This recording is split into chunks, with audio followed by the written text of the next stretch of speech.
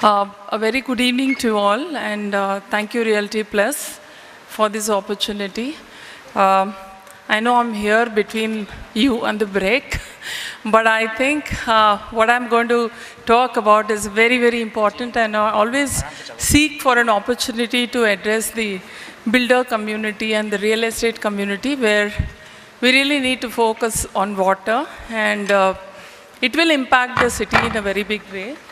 Can I have my slides?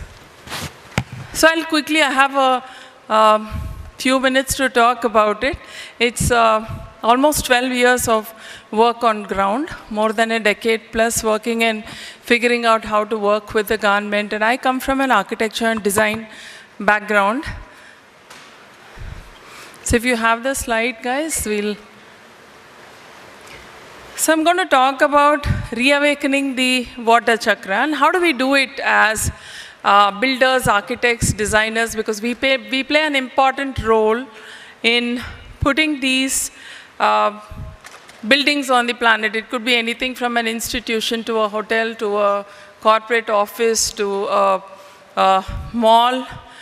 Well, I started with my own home, and I realized the power and potential of water when we did our own sustainable home. So I threw a challenge to myself: can I build a sustainable tanker-free home in Gachibowli, which is a very tanker-prone area? So for the last 12 years, I'm very proud to say that we don't buy a single tanker, and our community in Gachibowli of 100 villas, we don't buy common tankers for the last 8 years. We save more than 2 crore liters of rainwater.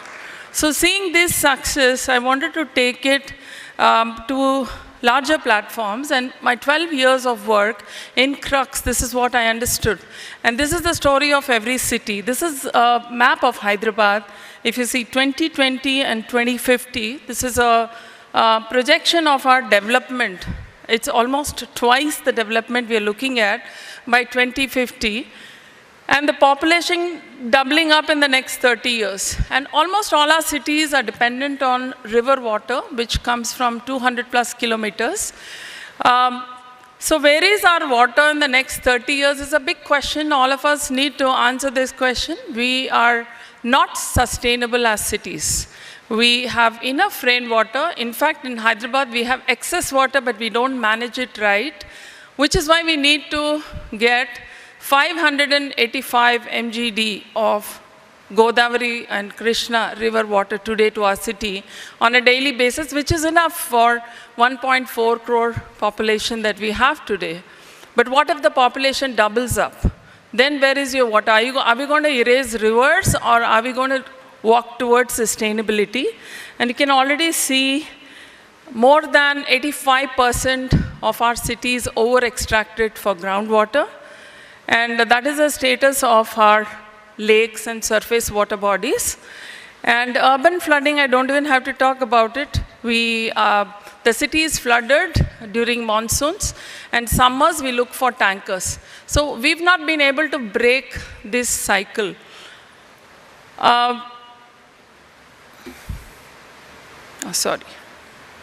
So this is what I understood in a certain locality. So I started working with to see if we can bring change across the city and work with the water board and that. And we tried to create several plans, but it's very tedious and multi-pronged, issues to come to a solution, a one-point solution. But what I figured quickly is, if we create a neighborhood plan or a locality, these are all the things that we can look at, address. We need awareness, we need clean water bodies, we need to do our rainwater harvesting, which is only happening like 8% today.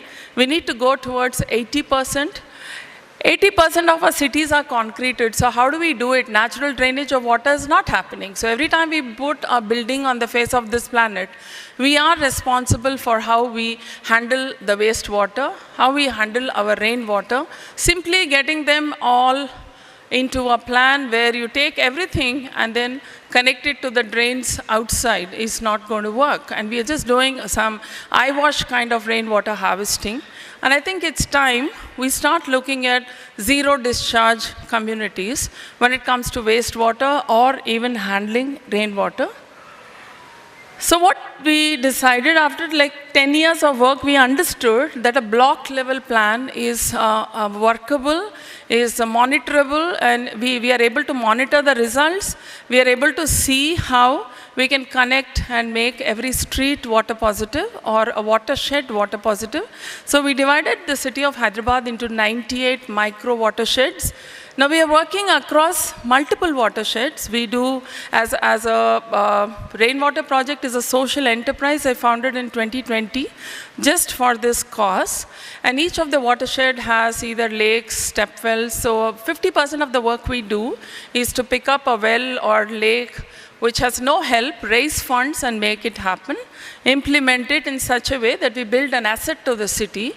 The other 50% of the work we do in these watersheds is to make industries, hotels, communities, it could be institutions, government buildings, anywhere we get an opportunity to make them go water positive and understand the numbers, the water footprint in a certain locality and see how we can build the change. And we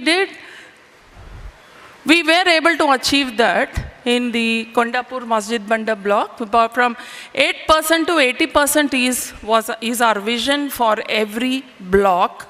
So we have multiple things to address, including solid waste management. The quality of water in the bore wells in any area is equal to how the locality is maintained, including how we manage our solid waste to how we manage our rainwater. Rainwater, if it is planned within communities, there is, the recharge happens with clean water. The moment you let it on the roads, it mixes with sewage and it's no good for Mother Earth or no good for anything. And then we lose everything in urban flooding and we throw pathogens all across the city. So if we plan internally within communities and within units and make them go, a net zero or water positive, we will be able to achieve this 8 to 80%.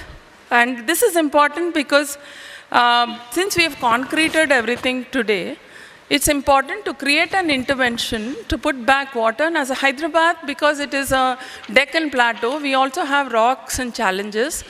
We need to identify the aquifers. So connecting land use to the aquifers, and we can become water positive. And we have proved it number of times in various communities in Hyderabad and also with well restorations.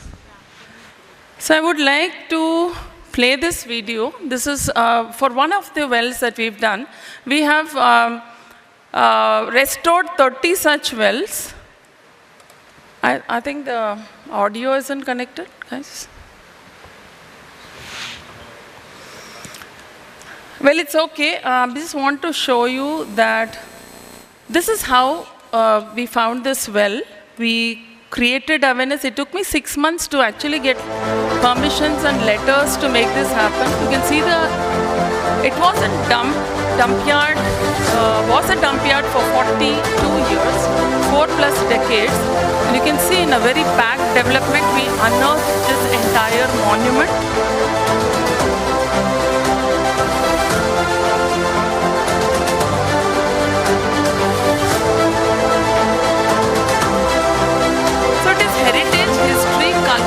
Water and creating an asset for the city, which we ignore, and we look at heritage in silos, we look at water conservation in silos, and we look at urban planning in silos. What if we connect all the three and create an asset for the city? So this is one such example where we raised funds for the well, and the government gave us twice the matching grant for this project. And it's a very successful project. It's the Bansilal Pet step well in Secunderabad. You must visit it and see. And I'm very proud to say the hand pumps around the well are working today. We are able to get filtered water, chlorine-free filtered water from the well. So you can actually taste well water like in old times when you go to this site. And this has made it water resilient for the entire community there. If I can say that 100 years, they will not have a problem for water. That is what we want to achieve for the whole city. So we have such beautiful assets that we need to bring out. We need to create interventions in all our buildings that we are constructing today. We did a whole revamp of utilities around this building. We created an interpretation center to talk about water and history, and we want people to engage with water, not just come and see the well water and walk away, but also engage with water and understand what has happened. And can you recreate this story, maybe in your village, maybe in a city, maybe in another town, anywhere. And we created an example where government can seamlessly work with enterprises, can work with the larger community. And today the property values around here has gone up 4 to 5 times. The micro economy around this place has gone up because the number of people that visit, about 1,500 to 2,000 people that visit the facility, and you can rent this place for multiple events. So there's a corpus that's generated about 12, 13 lakhs in a year. So these have become, this is an example for an ROI project today. It is water conservation, but if that water has to be conserved, we need to conserve the structure. And also we've created a cultural hub. So this is in the memory of people. And it will be there. Another 20 years down the lane, we will still see that this project will remain the way it is and maintain the way it is. Because you don't want to restore a well and going back to garbage in 2 years is not what we want. So as designers, architects, and builders, I think we can build such precious stories, bring back a lot of knowledge that we have on ground. And we often think our cities are hopeless. We can't do anything with our government. We can't build a change, but that's not true. We can actually make such change happen. The impossible is possible if we all put our heads together and if we can think of creating impact. Because everything today, when we talk sustainability in brochures, it's all in theory, but when you actually go on ground and see, you don't see anything net zero, you don't see water positive communities that we can create. But a little effort when we do our planning, I think this can happen. This is achievable. Thank you all for listening to this, and I hope each one of you here makes your own effort towards impacting our cities and not make our future generations depend on river water or water from the seas, which will become more and more expensive and unaffordable. Thank you so much.